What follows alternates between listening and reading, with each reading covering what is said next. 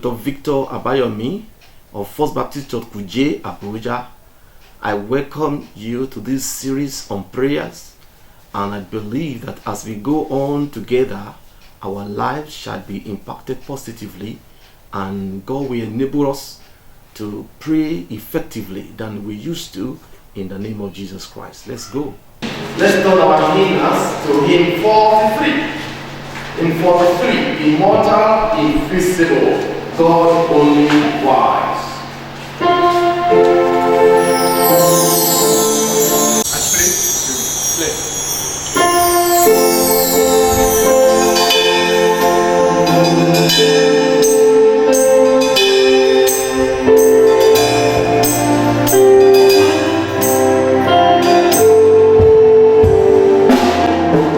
Immortal, invisible, God only wise.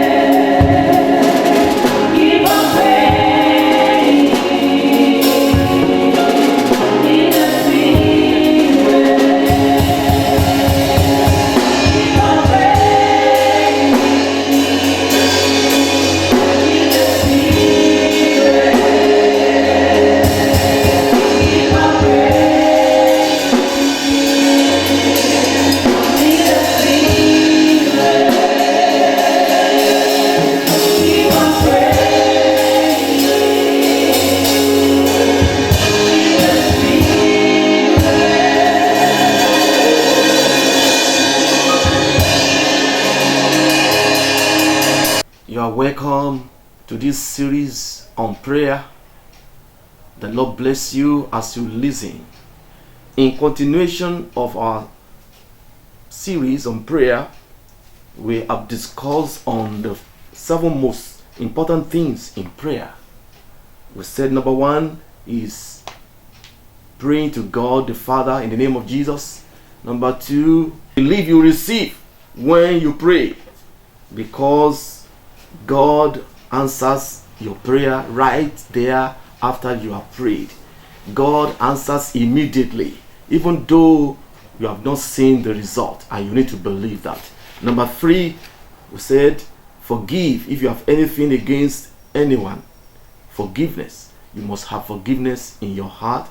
We are also dealt with the aspect of depending on the Holy Spirit's help in prayer. So we want to continue on number 5 now. Don't pray to be seen of men. Don't pray to be seen of men. In the model prayer of Jesus Christ that we call the Lord's Prayer, Jesus continued in chapter 6 of Matthew from verse 5 to verse 8. And when you pray, you shall not be like the hypocrites, for they love to pray standing in the synagogues and on the corners of the streets, that they may be seen by men. Assuredly I say to you, they have their reward. But you, when you pray, go into your room, and when you have shut your door, pray to your Father who is in the secret place, and your Father who sees in secret will reward you openly. And when you pray, do not use vain repetitions as the heathen do, for they think that they will be heard for their many words. Therefore, do not be like them, for your Father knows the things you have need of before you ask. In this manner, therefore, pray. And he continues the Lord's Prayer. Do not pray to be seen by men. That is how the hypocrites pray. He's talking about the motive. Whenever you want to set your heart to pray, check your heart. Do you want people to know that you are praying? Do you want to be seen of men? Why do you choose to pray the way you pray? The hypocrites love to stand in the synagogues, in the temples, praying. They pray loud so that people will know that they are what? They are praying, to show that they are spiritual. But I tell you, those things will not fetch us any reward. He said, when you want to pray, go to your inner room, lock yourself up. He said, your Father who sees you in secret will reward you openly. That talks about your personal place in prayer with God. He's talking about our communion with God. It's more important than wanting to pray in the public. And there is a personal prayer, a private prayer, and there is a public one. Here in this case, he's telling you, you need to be more mindful of your private prayer life. Don't always take pleasure to pray loud when you are in public, to show off. When your motive is just to show up, God knows it. He sees it in your heart. And such a prayer will go unanswered. Don't forget, we want to engage in praying so that our prayer will be effective. Not just to occupy ourselves with praying. We want to get results.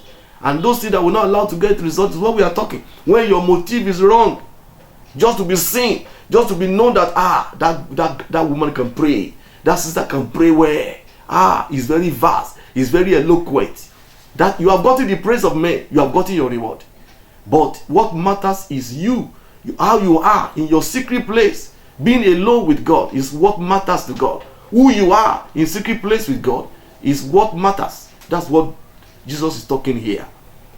And he also warned us that we should not use vain repetition as the heathen do, as the hypocrites do. They repeat themselves over and over. You know, some have the gift of being eloquent. Some can pray for hours, even in understanding. And they take pleasure in that. And people take them for that. But I tell you, when there's vain repetition, God hates it. He said, for they think that they will be heard of their many words. Why? Why do you have to keep repeating yourself? Is God's ear deaf? Is God deaf? God is not deaf. The Bible says that God hears us immediately we pray. And if we can believe, we don't need to be repeating ourselves. You see, that's how the heathen, the unbelievers, that's how they do. He said, don't think that by your many words you will be heard. He said, take note of that, for your Father knows the things you have need before you even ask. God knows our needs. There's no need repeating anything. Once you have asked, believe that you have received, and that settles it. God does not want us to keep repeating ourselves over and over in unbelief, in doubt. And when we stand to pray, let's go to our closet. Let us be strong in the place of prayer in secret, and our Heavenly Father who sees us in secret will reward us openly. God does not respond to vain repetitions. He doesn't respond to much speaking. He responds to prayer of faith. When we pray in faith, God is moved, and God answers us when we pray in faith. Therefore, Matthew 6:8, be not therefore like unto them. We should not be like them when we stand to pray. Praise the name of the Lord. The Bible says we should ask. The sixth point, ask. Ask. It is true that the Father knows that which we need. God knows what you need. He knows your need before you even ask. But you cannot say, because God knows my need, you will keep quiet. God should do what he's supposed to do. No. The Bible says ask. Matthew 7 verse 7. Matthew 7 verse 7. Say, ask and it will be given to you. Seek and you will find. Knock and it will be opened to you. You must ask. You must ask your Father, whatsoever thing you desire when you pray, believe.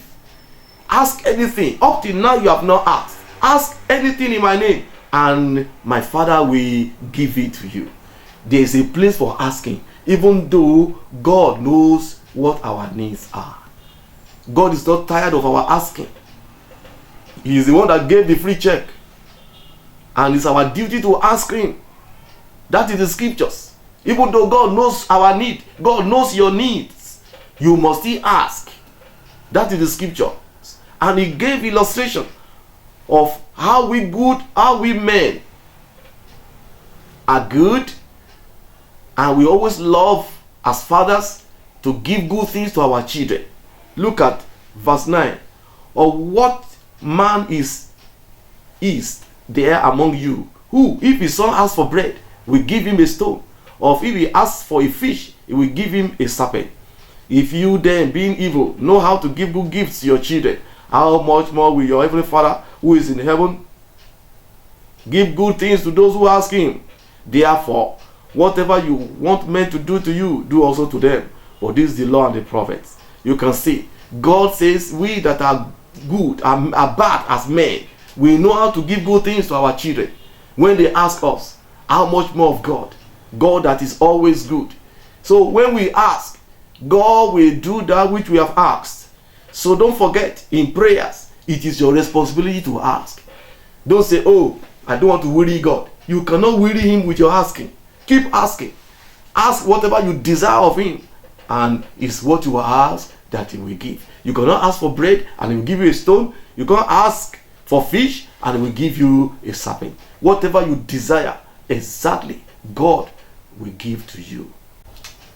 Put the kingdom of God first. That is the seventh point. Put the kingdom of God first. Let it be of the foremost priority in your heart. You see, there are many things that we ask. Our list has no end. We keep asking and asking and asking, when the kingdom of God does not really matter in our heart. Let's listen to what Jesus said to his disciples. in chapter 6 of Matthew 33. But seek first the kingdom of God and his righteousness, and all these things shall be added to you. What to eat, what to drink, what to wear, those are the things that form our prayers. Those are the basis for our asking in most of the prayers that we pray. But in verse 32, the Bible says, for all these things the Gentiles seek, for your heavenly Father knows that you need all these things. So, you see, when we put the kingdom of God first, I tell you, he says, all these things shall be added. You will not have occasion to be wasting your time praying for what to eat, what to drink, what to wear. God will add those things automatically to us when we put the kingdom of God first. The kingdom of God should be first in our heart. It will help to get us some of those things that we waste our time for in prayers. God does not want us to be praying for some of those things like unbelievers, like Gentiles do. He wants us to be mindful of the kingdom. He wants us to put all our heart in the kingdom and seek his increase. Go for evangelism, preach the good news, talk about Jesus to somebody. Let the kingdom of hell be depopulated and let the kingdom of God be populated. Put your heart there. There is a crusade, there is a mission work. Put your money there. That is how to be mindful of the kingdom. When they say, oh, there's a missionary there, we want to raise money to send a missionary to a place, we should be mindful of that. How the kingdom of God will prosper, how it will expand. That should be our concern, our foremost concern. And then God's righteousness. We must seek to do the right thing, to live right. When all those things become our lifestyle, all these things shall be added unto us. Praise the name of the Lord.